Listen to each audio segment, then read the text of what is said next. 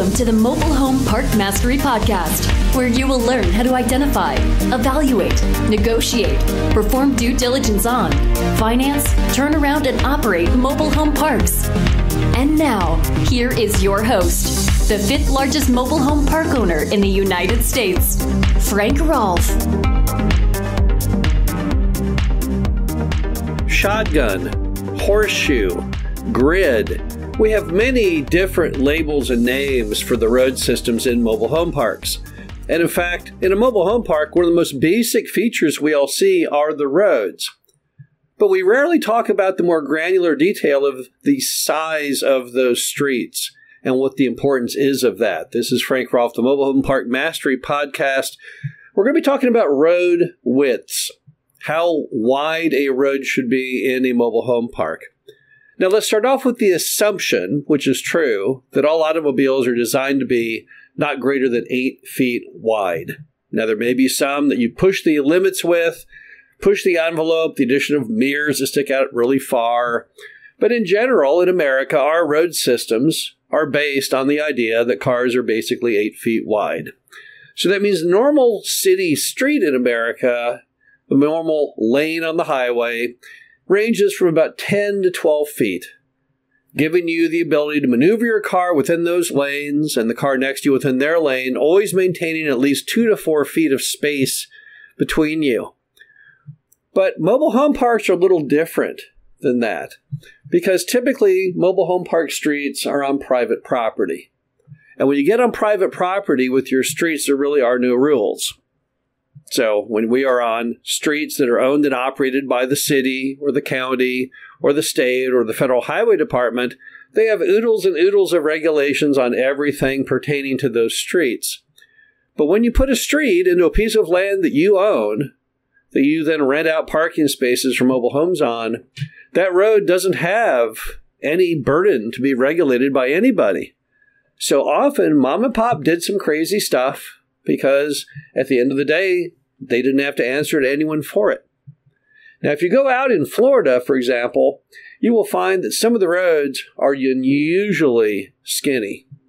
Those roads often are not even 8 feet wide. It's a miracle that people can even drive down them and keep their tires on all sides of the lane.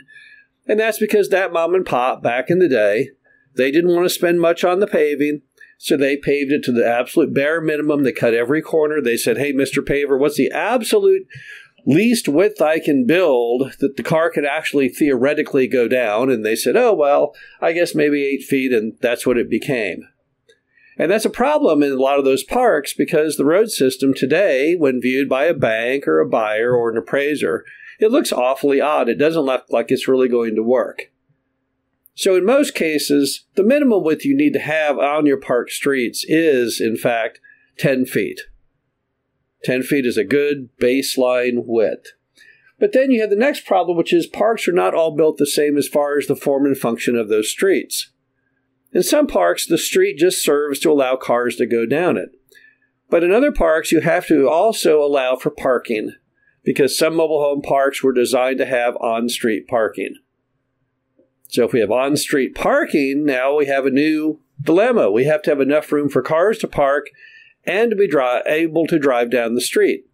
So if one of the side of the park is where you park to access your home, and then we have a travel lane next to that, then that means our street needs to not be just 10 feet wide, but in fact 20. And some of the parks we own also have parking on both sides of the street. That can bring you more to 30. And if the roads are a little wider than that, I've seen parks with roads as much as 40 feet wide. Now, it's unique, it's unusual, but it did have a purpose, and that was to accommodate people wanting to park on the street. However, in some parks, what's happened over the years are people have 2 cars or 1-car parking pads, and yet they own 3 cars. And the guy down the street, he owns 4 cars. So they just start parking on the street even though they're not supposed to. Now, most of your park streets are not one-way. Most park streets are, in fact, 2-way. So the big issue you then have is, all right, well, if the roads are 2-way and someone parks on the street, well, guess what? That road basically now becomes 1-way, but it's not really designed to be 1-way. So a lot of times the width of the streets also is going to tie to how the parking is going on, because having too many cars in mobile home parks has been a pretty common theme now in the industry for a while. And what you have to watch out for is, can cars get down those streets even when people are parking on them? Back in my very first park, Glen Haven, minding my own business, trying to do my best to do things right, I had an issue. Someone had a heart attack. They called 911. The ambulance came down, and ambulances are a little wider than a car, significantly wider. They couldn't get the ambulance down the streets at Glen Haven because people were parking on the streets. So, after much discussion with the city, I was required to put in a fire lane down the street to allow emergency vehicles to get down it. So when you're looking at the width of your streets, you got to make sure you have enough width to allow a car to go down it, enough width for cars to go in both directions down it, enough width to allow for on-street parking if that's the plan, but additionally make sure that you can also get emergency vehicles down it. And if the answer is, well, I can't get emergency vehicles down it because people are parking on both sides of the street, you'll probably have to pick one side and make that immediately into a fire lane to allow people to make it. You also have to worry with mobile home park roads about the big item of the business model, and that's the mobile homes themselves. Mobile homes are wider than 8 feet.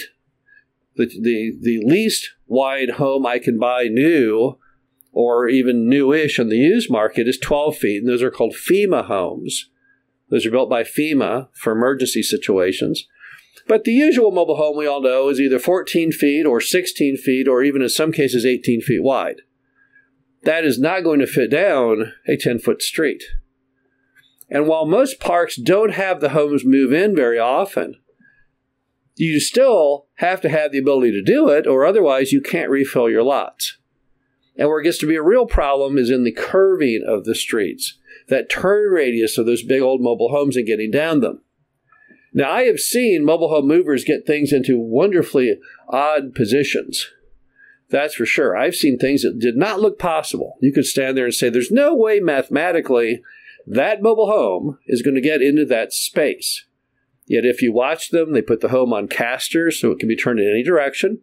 There's these little robot half-track mover things they mount on the sign. They're remote controlled. And they are brilliant at wedging homes into spaces that do not to the common eye look theoretically possible. But even then, there is some degree of math and science involved, and they are not going to successfully get that 14 by 76 foot home down a street that's got a turn that is so abrupt that a car can barely make it. It'll never be able to happen. So you also have to make sure when you look at the streets in your mobile home park and the width and how they're constructed, that you do have the ability to get homes in and out. If you're in due diligence and questioning, gosh, can I get homes into the back of this mobile home park? I would pay to have a mover meet me out there and look and eyeball it and tell you their opinions. Also be very careful at your entrances.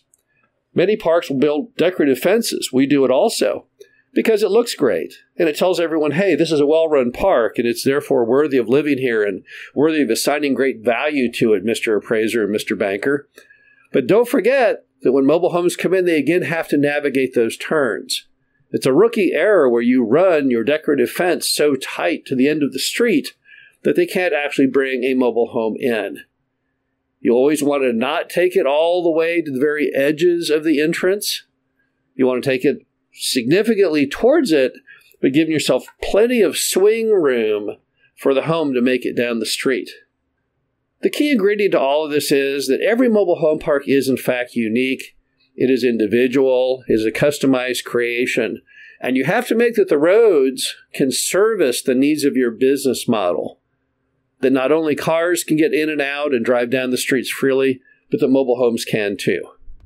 This is Frank Rolfe, the Mobile Home Park Mastery Podcast. Hope you enjoyed this. Talk to you again soon. Thank you for listening to the Mobile Home Park Mastery Podcast.